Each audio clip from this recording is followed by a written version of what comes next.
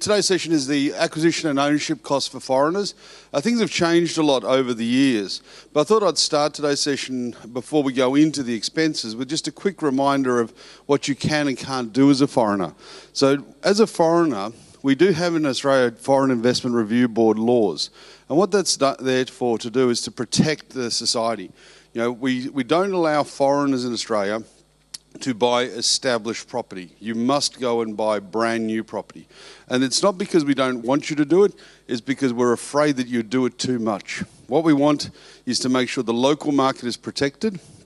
So in that regard, when you buy into the market by buying new, you're creating new stock. You're not taking established housing out of the locals. You're getting new stock. And that's essential for Australia because we have one of the highest population growths in the world. If we don't have new stock coming into the market regularly, then it's not a good thing. And the other main reason is because we need the economic activity. When you buy an established property, only the seller gets the money.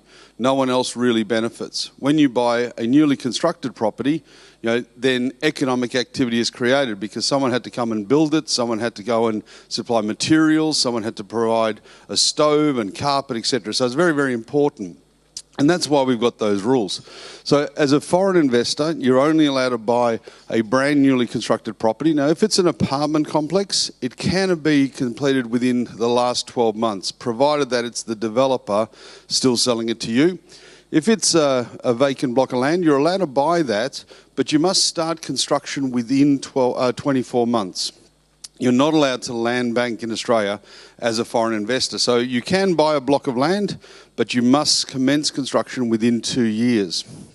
You can also buy an established house in certain circumstances, but usually if you either renovate it to the tune of about half of its purchase price, or if you agree to knock it down and rebuild within that 24-month period. So that's about the only time you can do it. If you're an Australian citizen, there's obviously no restrictions. You can buy and sell whatever you choose. And if you're a foreigner married to an Australian citizen or an Australian permanent resident, then you can buy established property, but the only way you can do it is if you buy it as joint tenants. Now, there's a difference between joint tenants and tenants in common. Joint tenants means that if you pass away, the half ownership you have automatically reverts to the other person. As tenants in common, when you pass away, it goes to your estate to be distributed in accordance with your will. But as a foreigner, you can buy with your spouse as joint tenants. If you're a temporary resident visa holder, such as a student visa or retiree, they will allow you to buy one established property, but only if it's going to be your home and only if it's not going to be rented. So that's a condition they're on. What does happen, though, is when your temporary residency visa expires, you are required to sell the property. You can't keep it if you don't have that continuation of the visa. So if you bought one for your children to study in, they can do that, but at the expiration of their studies, if they come back to Singapore, go back overseas, then they would have to sell the property at the end of that time. So apart from that, it's very simple. Anything you buy as a foreigner basically needs to be new. If you do that, you're fine. Now that doesn't make it a bad decision. It just means that you've got a little bit less choice because obviously established market is the largest portion. That's where most of the property already is. You need to be limited to wherever they're building stuff. So you want to be looking for good areas where they're building something nice that you can buy and happily invest in. In terms of acquisition costs, well, many, many years ago in the 2015s and before, there was no additional cost if you were a foreigner buying property in Australia over and above a local. There was no fees, there was no charges, everything was exactly the same. We have stamp duty in Australia just like everyone else, but it was the same for a foreigner as for a local. That changed in 2015 when the federal government brought in a new foreign buyer levy of $5,000 at the time, and it's now moved up to $5,600. Now it's scaled depending on the cost of the property. If it's over $1 million, it goes from $5,600 to $11,200, and it's $5,000 extra per additional $1 million. But that came in 15. Now, we actually supported that. We recommended that to the government. We jokingly refer to that as a SMATS tax. We thought that was a fair and reasonable cost impost for foreigners to process and monitor and track everything. But They also brought in May 17 a vacancy fee on a federal level. And this was because we've had a lot of foreigners buying but not renting their properties out, not being efficient. And again, one of the key elements of our FIRB, our Foreign Investment Review Board guidelines, is to increase the stock of housing in Australia. So if you leave your apartment vacant, that's not increasing the stock to any extent. So they brought in a incentive or penalty, depending which way you look at it, for you to make sure your property is rented. If it's vacant for more than half the year, there's an additional federal fee of about $5,600 as well. If it's rented, if it's used, no problem, no fee applies. The state governments also impose a stamp duty. So unlike Singapore, where one government charges everything, in Australia the federal government is responsible for income and capital gains. The state governments are responsible for transfer duties, etc. So the state governments have always had approximately 5-6% of the purchase price as a transfer duty. So when you buy a property, you have to pay that duty, and it ranges, as you can see, in Victoria 5 to 6. 1 to 5 in New South Wales, 2 to 5 in WA, 1.5 to 5.75 in Queensland. And that's quite normal. Victoria used to have a concession that if you bought early in the development, before construction, you only paid stamp duty on the land value at the time, not the completed final price. And there was a gradient that as you progressed closer to completion, you paid a higher stamp duty as the value rose. They took that away for investors in June 2017. It still exists for owner-occupiers. So if you're going to live in the property, you still can get a stamp duty concession in Victoria to only pay it on the land component. But apart from that, as an investor, it's now on the full purchase price. So anytime you buy a property, it'll be on the full contract price. If you buy a house and land and you've separated the contract into the house component and the land component as separate, then the stamp duty would only be on the land component. So it'd be a bit of a saving there for you. Now you'll see foreign investor duty came in at state level, firstly in Victoria, which brought in originally 3% but now 7% duty, from July 16. That was followed by New South Wales that originally had a 4%, now 8% duty. Queensland was next, which brought in a 3%, now 7% duty, and WA has just introduced its foreign buyer duty on the 1st of January this year at 7%. So this was a very large additional cost. So you pay the stamp duty of 5-6% plus the foreign investor duty. South Australia doesn't have it at the moment. And yep, still okay there. So you've got a situation where this is something you need to factor in. When you're looking to buy, you certainly have to factor that cost in because it's going to be a surprise to you. It's going to come along and tap you on the shoulder. It seems high, but it's just there for good. Now, you can see the governments have been tending upwards on that, not downwards, and there's no prospect that they're going to take it away at the moment. So we would like it to be gone, but it doesn't seem to be likely. You can see it came in those reflective dates, and Victoria also has brought in an additional vacancy fee. So the federal vacancy fee applies, and there's an additional vacancy fee in Victoria that if you leave that apartment vacant, you'll pay the national fee, and you'll also pay an additional 1% of the improved value at Victoria state level as well. So there's a double whammy there if you leave your apartment vacant in Victoria. None of the other states have that. Now that seems harsh. I mean, as an Australian, we consider 7% to be a lot of money. So we were nervous when they brought this in. But the truth is it's actually quite competitive. If we look at Singapore, for example, Singapore, you've got a transfer duty of 1 to 4%. But if you're a citizen buying a second home, you've got a 12% impost when you buy that second home as an investment. Not on your first home, but on your second. And if you buy a third home, it's 15%. As a permanent resident, which I am, if I buy my first home, I've got a 5% cost. So thankfully I bought mine before they introduced these because that 5% would probably meant I couldn't afford to buy. That's how much it is. And you can see for foreigners, it's now a 20% levy. It used to be 15%, 20% levy. In Hong Kong, they don't charge their locals for any activity, but they do charge foreigners 15%. And in Canada, they've also brought that in at 15% too. So you can see Australia with a 7 to 8% levy is actually quite cheap. And that's even more visible when you consider purchase price. You can still buy a lovely property in Australia between $400,000 and $800,000. And you'd pay the 7 or 8% foreign buyer fee. But you don't get much in Singapore for $800,000. So not only are you going to pay a lot more for probably quality-wise, position-wise, and size, a lot less, but you're going to pay a heck of a lot more duty as a foreigner, and even as a local investing in your own market, it's significantly higher. And if you go to Hong Kong, it's even more frightening. You know, I think the cheapest property you can find worth investing in Hong Kong is over $1 million Australian dollars, well over. And some of them are frighteningly 3 or 4 million. So when you pay 15% on that, that levy in Hong Kong is almost enough to buy the Australian property for cash. Just from the levy, it's frightening. So this is a global phenomena. The government seem quite happy to collect it, because even though they're doing less activity, they're collecting more revenue.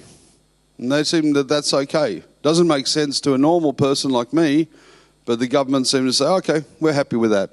So overall, it's surprisingly how competitive and cheap Australia's foreign buyer duty is, so expect it to probably last for a long time. One of the things that is problematic and needs to be factored in is land tax.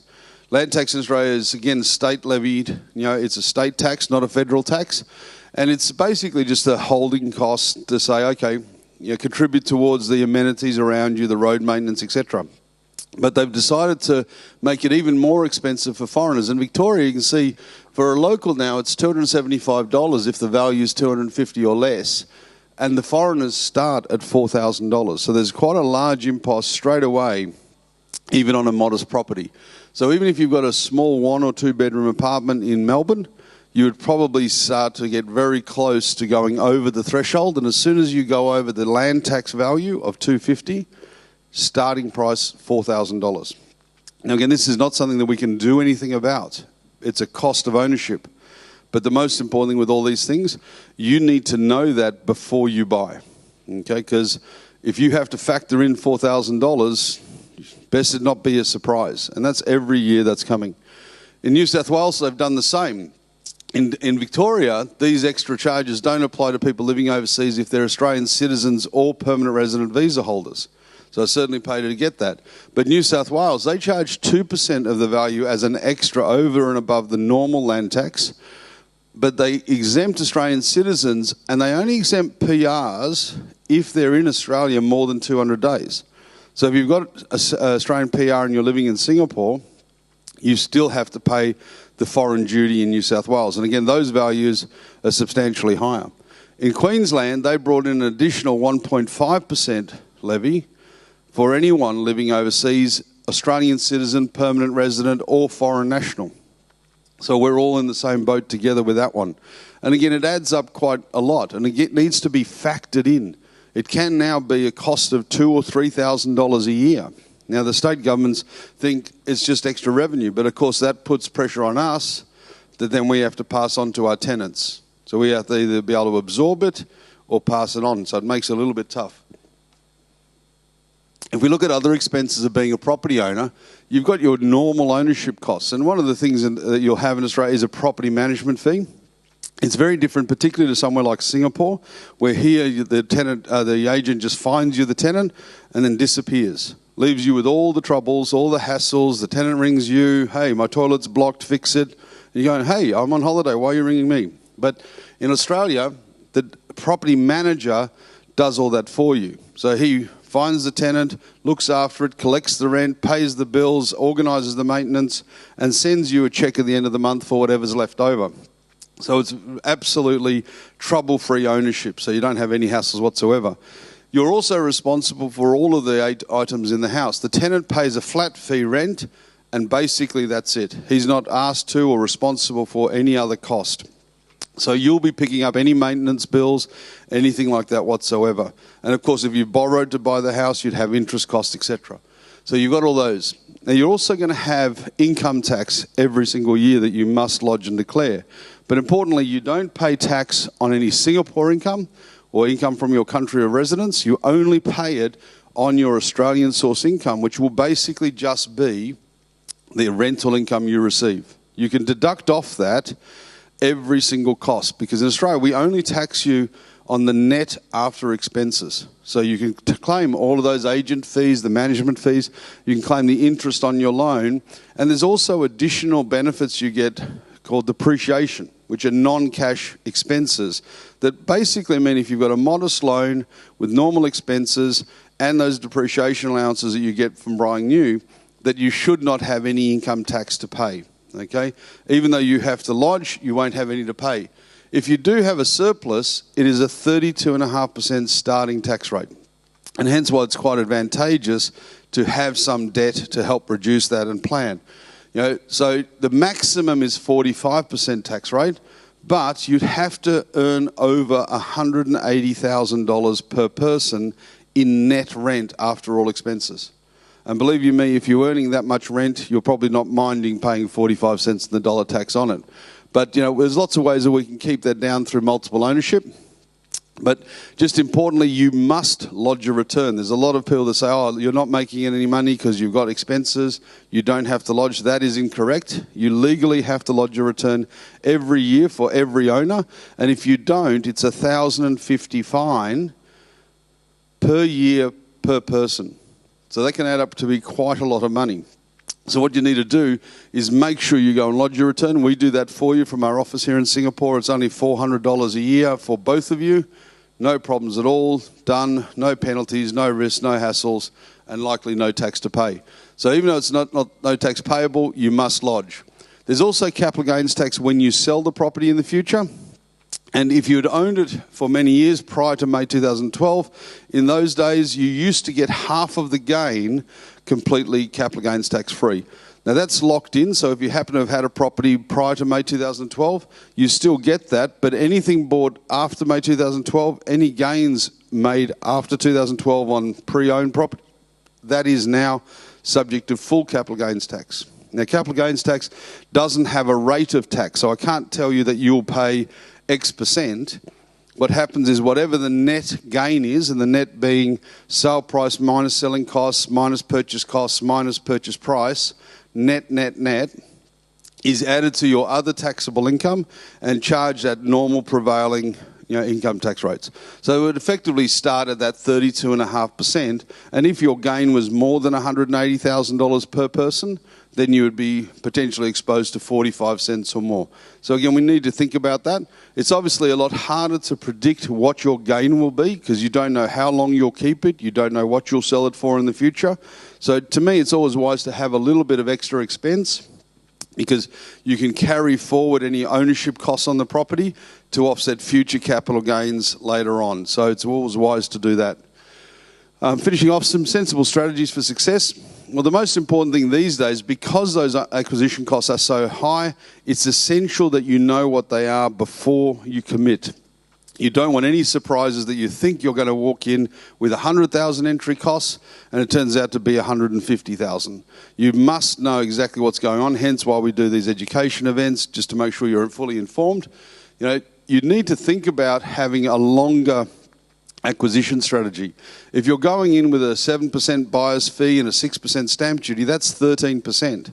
If you only intend to own that property for 1 year, it is extremely unlikely, almost impossible, for you to buy and sell that property and make more than 13% gain in 1 year. It's just not going to happen. So if you're looking to flip Australian property, don't do it. You will not make a profit. You'll likely lose. Even if you make money on the property, the acquisition costs will beat you up. You need to average those acquisition costs over the longest time. So if it's 13% acquisition, average selling fee is about 2%, so there's 15% in and out. So if you have a 5-year hold, that's 3% per annum. If you have a 10-year hold, that's 1.5% per annum. So the longer you average it out, the better you are. When you consider that the average growth in Australian property is 6 to 7%, you need to average that out over the longest time. So if you make 7 and you hold it for 10 years, that averages out 1.5, your net capital gain is 5.5%. That's quite acceptable when you've also had rent and benefits along the way. So the longer you have, the better.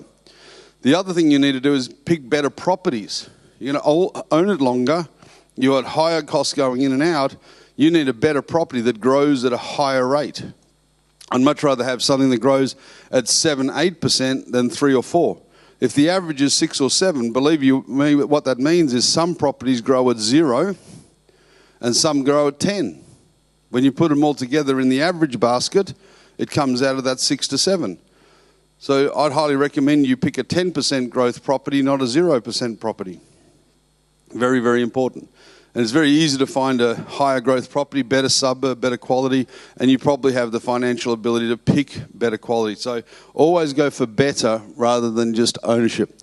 And because the land tax is starting to get so high, you also want to consider multi-state ownership. And one of the reasons for that is land tax is state-based, so each state has different rules, and usually each state gives you a tax-free threshold.